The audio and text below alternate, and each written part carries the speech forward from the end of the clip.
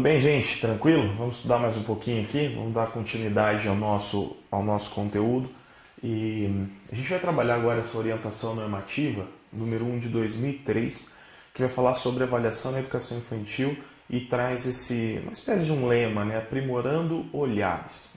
Como que deve ser, então, o processo de avaliação na educação infantil.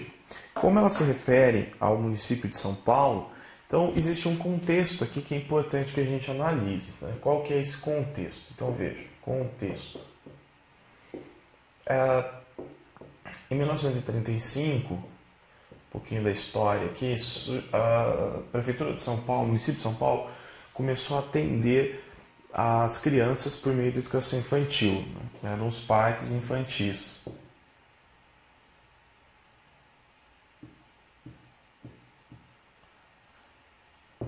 Em 1975,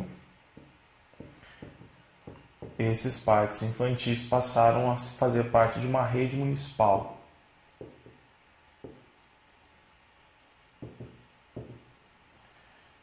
De educação. Tá? O que acontece? O que a gente tem? Por que nós estamos falando desse contexto histórico? Né? Porque nós vamos notar que há uma evolução do processo de avaliação, de como a avaliação deve ser realizada na educação infantil.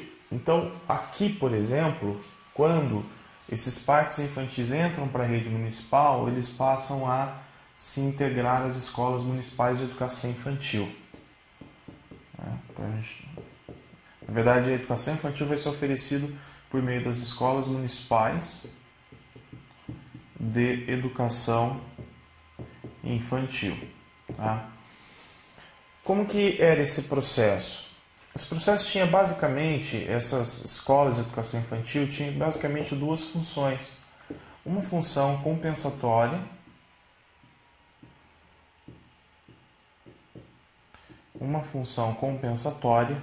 e uma função que é de preparação para o primeiro grau.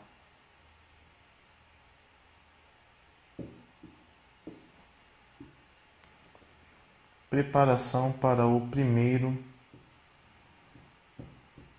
grau. Ok? Bem, o que é essa função compensatória? A escola de educação infantil daria à criança tudo aquilo que ela não tem no seu dia a dia, na sua vida familiar. Então, ela tem um caráter assistencialista. Auxilia tanto os pais que vão para o mercado de trabalho, então precisam deixar as crianças nas creches, e também dá um mínimo de cuidado, de proteção que muitas vezes essa criança não tem na sua casa, na sua família, no âmbito familiar. Então ela acaba exercendo essa função compensatória. O que está relacionado a uma função assistencialista. Tá? Está relacionado também a uma função assistencialista. E preparação para o primeiro grau. Uma crítica que se faz, que na verdade fazia parte do sistema educacional naquela época, não só em São Paulo, né, é que a pedagogia e a metodologia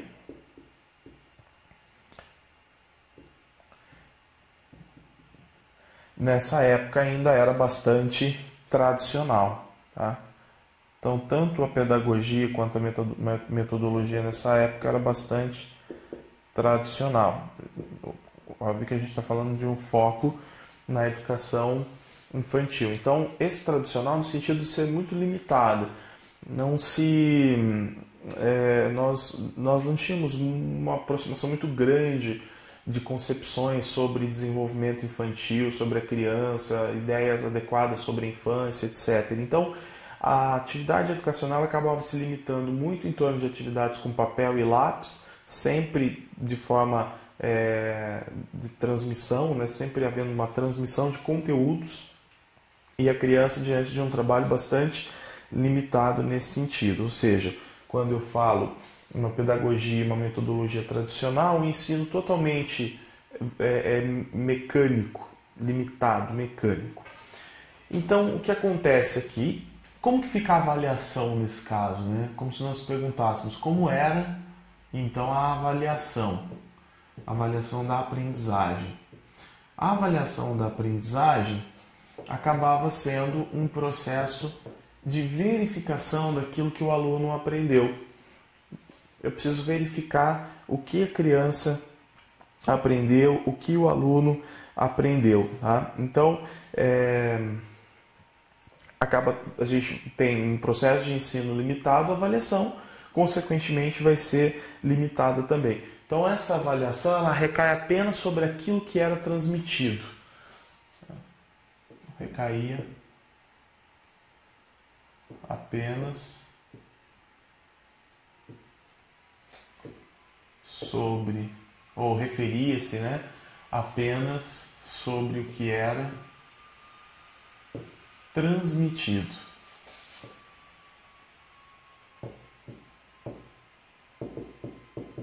Em 1992,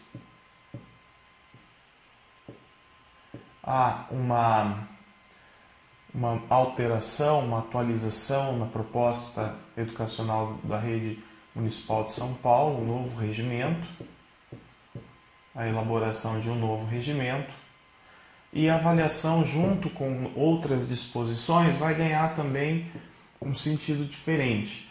Então a avaliação vai começar a se aproximar mais de relatórios descritivos sobre o desempenho da criança, sobre as experiências, sobre tudo que a criança realiza na escola. Tá? Então são relatórios descritivos que normalmente vão ser realizados individualmente. Então a avaliação ela ganha esse novo perfil, ser realizada com base em relatórios descritivos individuais. Depois nós tivemos outras influências, começam a haver parâmetros curriculares, os referenciais vão ser mais visitados, a LDB em 96, que também vai trazer uma ideia mais avançada, mais moderna sobre avaliação na educação infantil, etc. E uma coisa que é importante é que já a partir de agora, desse novo modelo de avaliação, de relatórios descritivos individuais, etc., duas coisas já estão valendo aqui. A questão da avaliação não ser classificatória, então a avaliação é não classificatória, e não há nenhuma intenção de reprovação.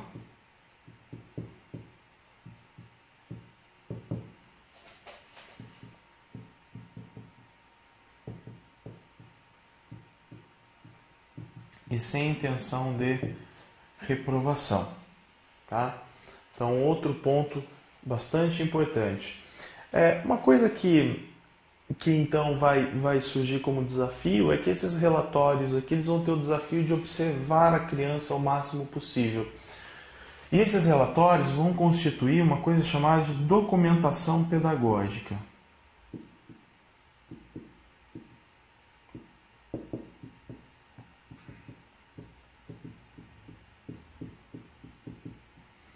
Documentação pedagógica, ou seja, a partir dos relatórios que são organizados dentro de uma documentação pedagógica que acabam se tornando documentos pedagógicos, é possível nós verificarmos a história da criança, do dia a dia da criança na escola. No caso, é possível nós percebermos então quais foram os caminhos que essa criança percorreu, os trabalhos que ela realizou, etc. Então a gente já começa a falar de documentação pedagógica nas escolas de educação infantil. Hoje nós temos um nome diferente, né? Hoje, em vez de creche ou até mesmo de pré-escola, a gente tem um nome específico, que é muito interessante, por sinal, um nome que dá uma ideia bem mais ampla de educação infantil e tudo mais, que são centros de educação infantil, né? Então hoje o que nós temos são os 6, os centros de educação infantil. E no que diz respeito à avaliação, porque esse documento, essa orientação normativa, ela vai falar de concepção da criança, vai falar de direito da criança à educação, vai falar de projeto político-pedagógico, uma série de coisas. Mas o foco da nossa aula aqui, o que nos importa mesmo é a avaliação, porque esses outros pontos nós já estudamos em aulas anteriores, não é? Na avaliação já vimos também muitas coisas no caso da avaliação, mas a gente volta a falar dela porque é um ponto importante. Bem, se eu mudo a nomenclatura, né, se agora para mim o espaço que trabalha com as crianças, que educa as crianças, ele ganha uma conotação diferente, então eu tenho aqui o Centro de Educação Infantil. Então é importante que tudo que se realiza dentro dele também evolua do ponto de vista pedagógico, do ponto de vista metodológico. É importante que esses centros adotem concepções adequadas sobre o desenvolvimento da criança, sobre as atividades que devem ser realizadas com as crianças, etc. Então a avaliação, ela passa, é necessário que ela seja agora uma prática cotidiana. Né? Então é muito importante que a avaliação se torne isso. Então a gente tem aqui, ó, importante.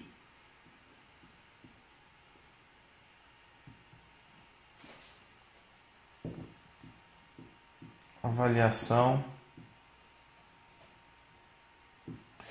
e registros diários. Porque a educação, principalmente depois do ensino fundamental e médio, essa questão da avaliação ela vai perdendo, não que ela não deva ser assim, ela na verdade é importante que ela fosse assim até o final da educação básica.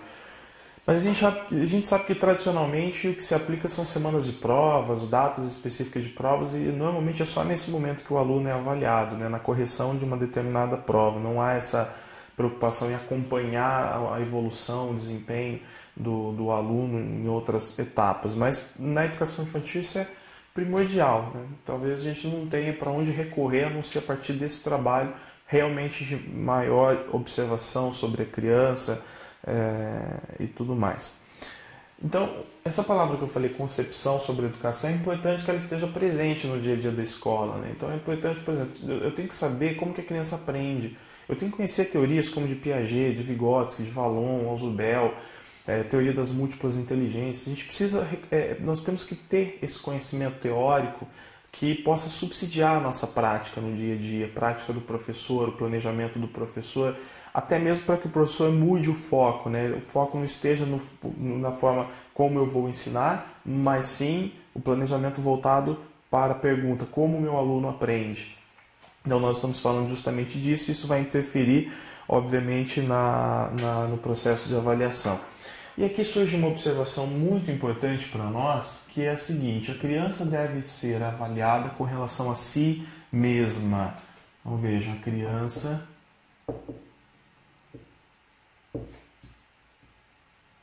deve ser avaliada com relação a si mesma. Ou seja, quando eu falo que a criança deve ser avaliada com relação a si mesma, eu estou falando o quê? Sem comparação.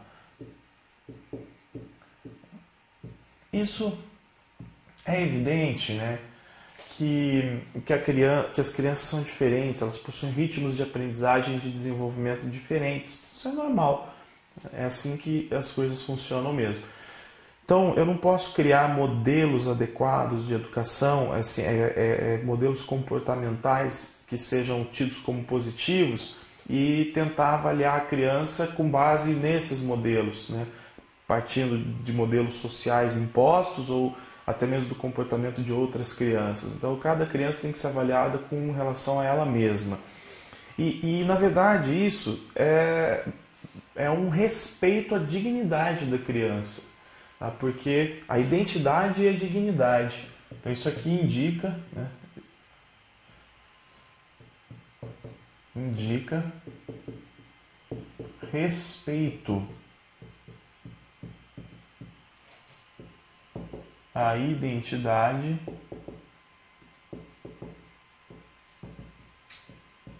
e à dignidade da criança. O simples fato de nós reconhecermos que cada criança tem um ritmo diferente e que eu preciso respeitar esse ritmo de aprendizagem e que eu tenho que avaliá-la com relação a ela mesma. Tá? Então, 2 pontos muito importantes para nós, muito importantes que devem ser bem, você tem que ter uma consciência sobre isso e isso tem que ter clareza para você, tem que estar claro. Um trecho trazido pelo documento diz assim: para que a avaliação se efetive, é necessário acompanhar o crescimento das crianças na elaboração de suas hipóteses e conhecimento do mundo, não se restringindo a um rol de comportamentos desejados, mas sim como fundamento da ação educativa que parte da valorização da criança em suas manifestações. Então, observar a criança, ensiná-la, desenvolvê-la, não pode girar em torno de estereótipos, de comportamentos idealizados. Normalmente o adulto ele tende a impor isso, então ele quer que todas as crianças sejam, todas falem baixinhos, todas fiquem comportadas, eles querem que todas normalmente vivam uma disciplina imposta, inclusive socialmente. E para essa fase de 0 a 6 anos, isso não é muito saudável. É óbvio que a criança ela entra numa fase de heteronomia, como a gente analisa, por exemplo, nos estudos do Piaget, quando ele fala sobre as regras do jogo e tudo mais, quando ele analisa a moral da criança, Piaget percebe que há um desenvolvimento moral também na criança, não só cognitivo.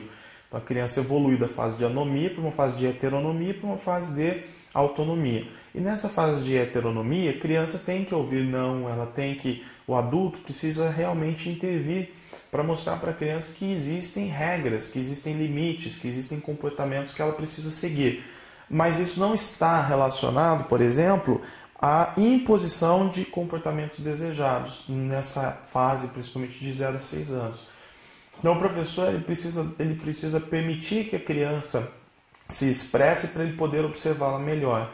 Ele precisa permitir que a criança viva experiências para que ela mostre a ele como ela formula suas próprias hipóteses, né? Como ela pensa, como ela se manifesta, como ela se expressa, etc. Tá bom?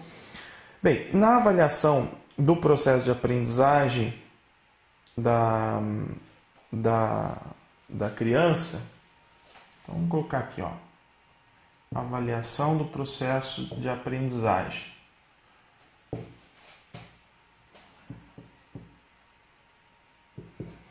Bem,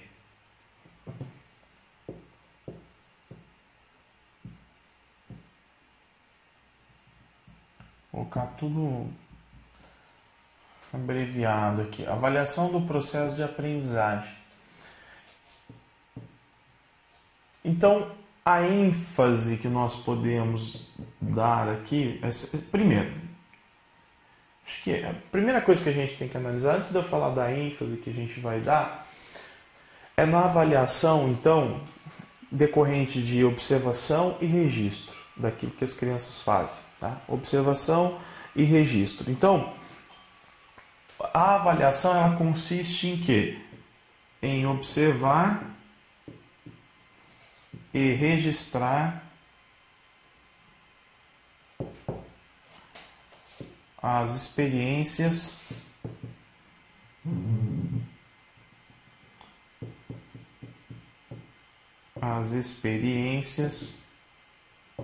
e as aprendizagens da criança.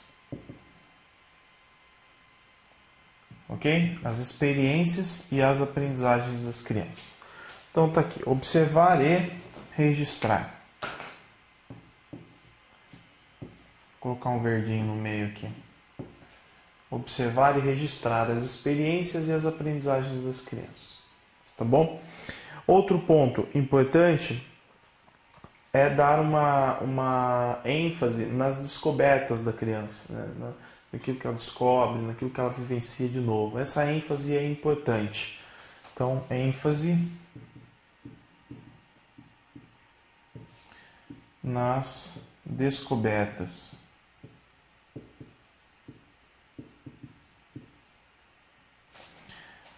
O princípio que nós temos que seguir aqui, que é importante também, é o da avaliação realizada de forma contínua.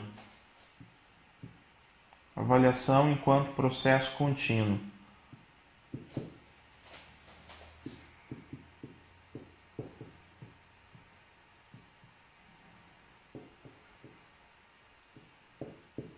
Olha lá, avaliação enquanto processo contínuo. Esse é o nosso princípio. A avaliação não pode ficar sofrendo interrupções, ela tem que ser um processo contínuo, diário do professor, né?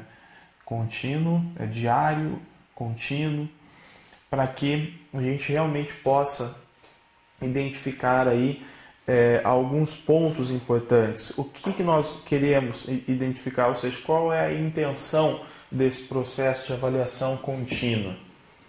É classificar o aluno? Não. É selecionar o aluno? Não. É dar nota para ele? Não. É reter? Não. É promover? Não. Ora, então, qual é a intenção do processo de avaliação? O processo de avaliação, gente, que parte da observação, vai ter intenções muito claras. Intenção.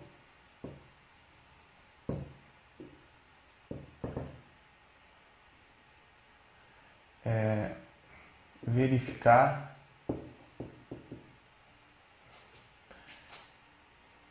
interesses,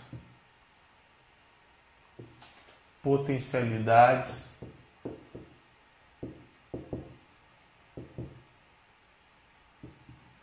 e necessidades das crianças. Então, quais atividades as crianças gostam mais? Qual o potencial de cada aluno meu, né? Quais são suas dificuldades? Qual dificuldade cada criança apresenta? Qual a necessidade da criança? A criança muitas vezes manifesta suas necessidades, né? Então, isso tudo faz parte desse processo. Então, o processo de avaliação ele está em torno de observação e de registro, né? Observar, registrar a partir de um processo contínuo. Quais podem ser os registros?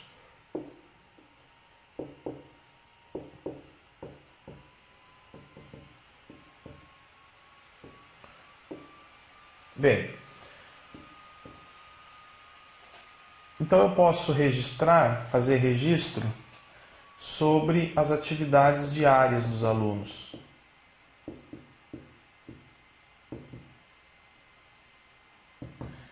Então nós observamos e fazemos os registros em torno dessas, após a análise das atividades diárias dos alunos.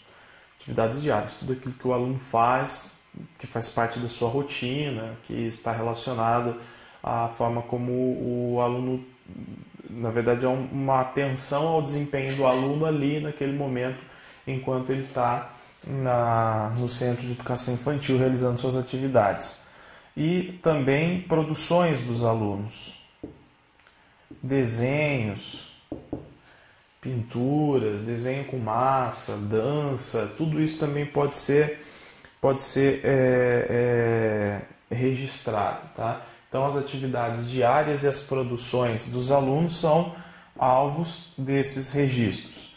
A gente também tem os relatórios descritivos.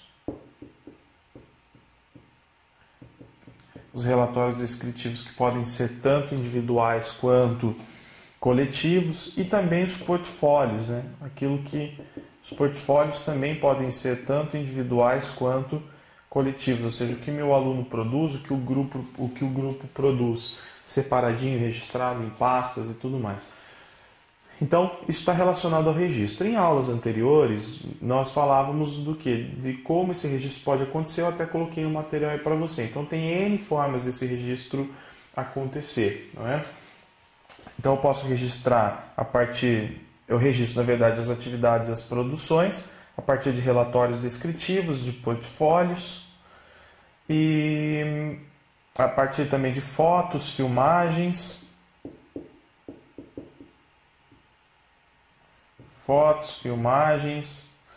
gravações de som, por exemplo, de áudio, gravações, etc. Então são as formas que podemos utilizar para promover esse registro das atividades das crianças. Esses registros serão posteriormente organizados. Uma vez organizados, eles constituem a documentação pedagógica existente na escola. Essa documentação pedagógica é que vai apresentar, então, que tem essa natureza, né, vamos dizer assim, até um pouco de ser de constituir documentos ali que provam a história da criança na escola, né, no dia a dia. Então tem esse caráter. Bem, dos registros, esses registros serão devidamente organizados e eles vão então constituir a documentação pedagógica. Tá? Documentação pedagógica. Bem, essa documentação pedagógica, além de representar um processo, né, histórico da criança, de provar aquilo que a criança vive no dia a dia da escola, essa documentação pedagógica ainda vai ser muito importante para propiciar a gestão democrática e participativa, principalmente a participação dos pais na escola. O pai chega até a escola e ele tem esses documentos para serem analisados e discutidos junto com o professor e coordenador. Tá? Então, essa documentação pedagógica favorece a gestão democrática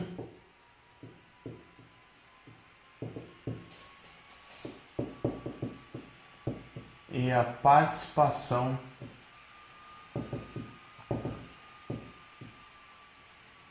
dos pais. Dos pais, poderíamos dizer família também, de repente até comunidade. Tá? Para que o pai possa, então, discutir sobre o desenvolvimento da criança, do seu filho com o professor. Eu dou até uma outra palavra. Para mim, os documentos abrem um canal de diálogo entre educador, professor e os pais. Então, aí tem mais um ponto aí. Documentação pedagógica. O material de vocês diz assim, tem o objetivo de saber o que está acontecendo no trabalho pedagógico. Então tem esse objetivo. O que está acontecendo? O que já foi feito, o que não foi feito. E o interessante é que ela vai também trazer a possibilidade de nós analisarmos algumas até limitações da escola. Né? Então essa atividade, por exemplo, ela foi realizada utilizando esses materiais. Mas por que outros materiais também não foram utilizados? Porque a escola não tinha isso disponível. Então isso também é algo importante, né, que pode estar no meio dessa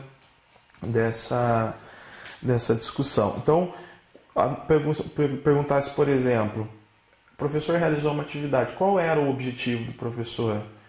Com base em qual concepção de ensino-aprendizagem? Então, o processo, de repente, voltar atrás, ver o resultado, uma documentação, um registro e reconstituir aquilo junto com o professor, né?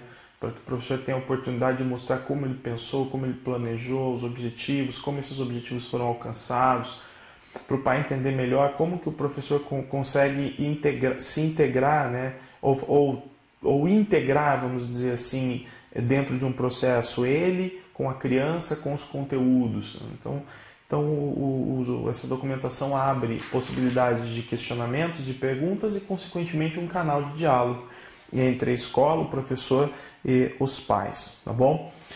Uma coisa que eu acho que a gente... Acho não, né? Não pode deixar não pode faltar aqui é isso aqui, ó. Uma coisa é nós falarmos de avaliação na educação infantil. E outra coisa é nós falarmos de avaliação da educação infantil. Tá? Como que seria isso? Avaliação na e avaliação da educação infantil. Aqui eu vou até colocar um vermelho junto, porque daí você pode lembrar de uma forma diferente, né? De já separando aqui o que é um e o que é outro já pela cor. Quando eu falo de avaliação na educação infantil, eu estou preocupado com o microambiente, com as atividades que são realizadas principalmente dentro de sala de aula. Ou seja, eu estou preocupado com o processo de ensino-aprendizagem, com a relação professor e aluno. Tá? Então, a avaliação na educação infantil, a gente está falando da relação de ensino-aprendizagem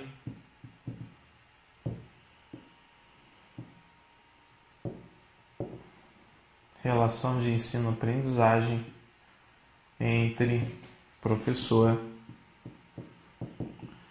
e aluno.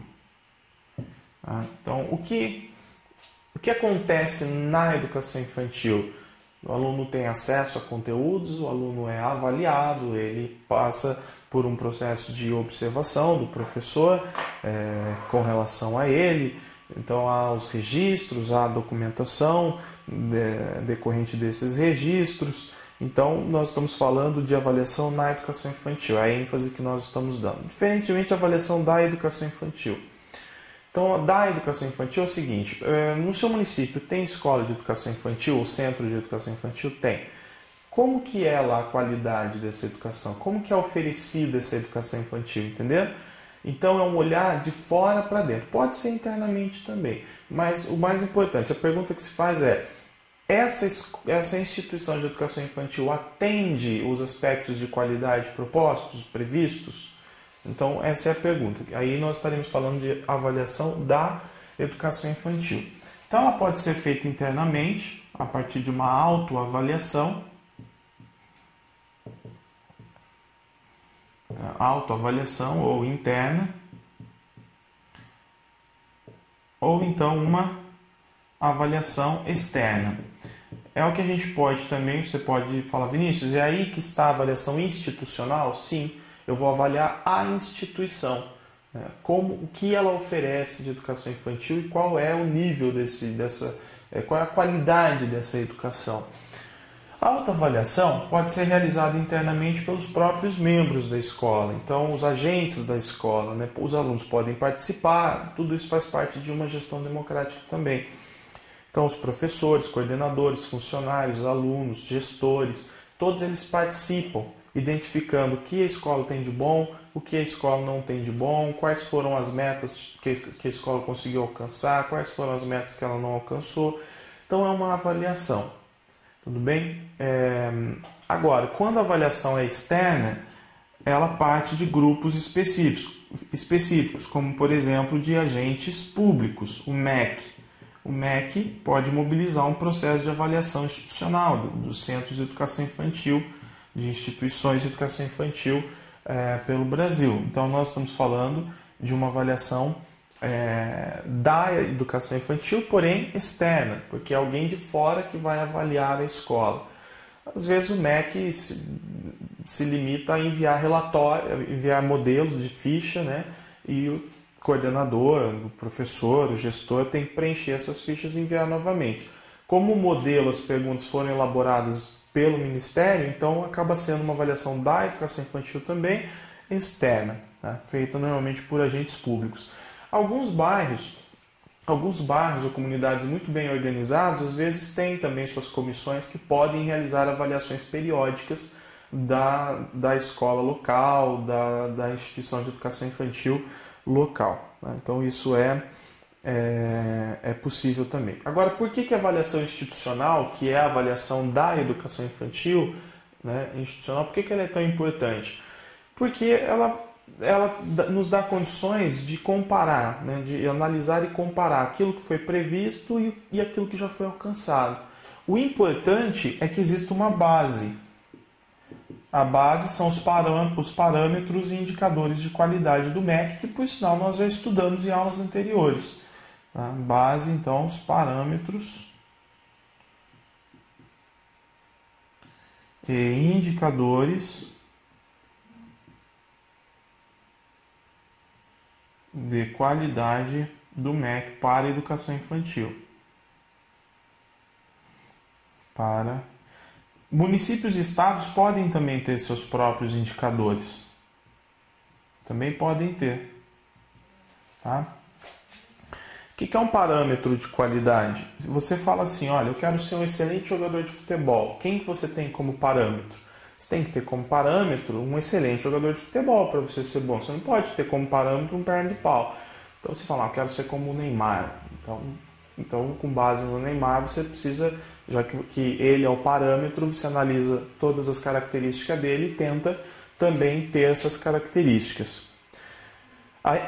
Isso é o parâmetro, né? Aquilo que eu quero ser. O indicador é eu conseguir ser, de fato.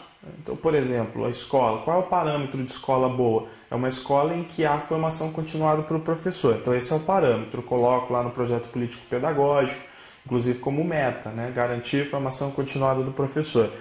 Mas quando eu analiso o indicador, e o professor, existe essa formação continuada? Ah, não existe. Então, o indicador não é positivo. O parâmetro é bom, mas o indicador não é positivo. Indica que a escola não tem qualidade nesse sentido. Por quê? Porque ela não cumpre aquela meta que foi planejada a partir do parâmetro. Então, para que a gente tenha uma escola, uma instituição de educação infantil positiva, boa, de qualidade, o MEC oferece esses documentos. Os parâmetros são 2 volumes, os indicadores são mais 2 volumes. E a escola pode então pensar, para minha escola, né, ser boa, os agentes escolares podem pensar, para minha instituição ser boa, eu tenho que ter esses parâmetros e alcançar, né, esses indicadores. Então aí nós teríamos uma avaliação institucional com resultado bem positivo. Agora, só para terminar, eu quero fazer alguns comentários. Não vou nem escrever nada, porque até onde eu acho que é fundamental em torno da avaliação é isso que nós vimos aqui. Mas agora tem tudo no material para você ver aí que está em anexo. Vejam que, quando a criança sai da educação infantil e vai para o ensino fundamental, existe um processo de transição. E esse processo de transição ele não pode ser ignorado. O que acontece muitas vezes, a impressão que nós temos é que quando a criança sai da educação infantil e passa para o ensino fundamental, dá a impressão que mudou tudo na vida dela. Então as atividades pedagógicas já são totalmente diferentes, não há uma associação de conteúdos, então a criança passa de repente, ela sofre de repente um choque de realidade, passa a viver uma realidade totalmente diferente, né? Então isso não é muito positivo para a educação, aliás, não é muito não, isso não faz parte daquilo que nós queremos para a educação nesse momento de transição da educação infantil para o ensino fundamental. Então, o que é importante nesse processo?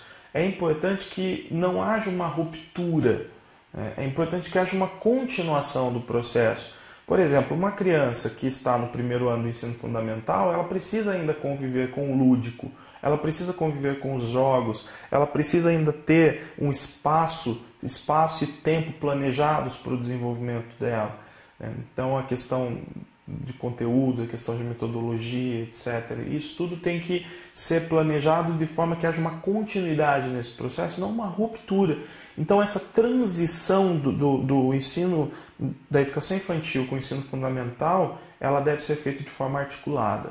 Esse é um ponto muito importante que vocês precisam dar atenção ali no momento de ler o material, já mais ao final.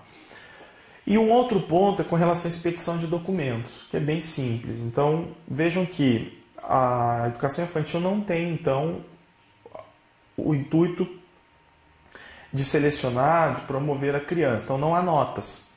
Mas, já a partir da pré-escola, como a matrícula é obrigatória a partir dos 4 anos, existe a questão da frequência, que é de 60%. Né?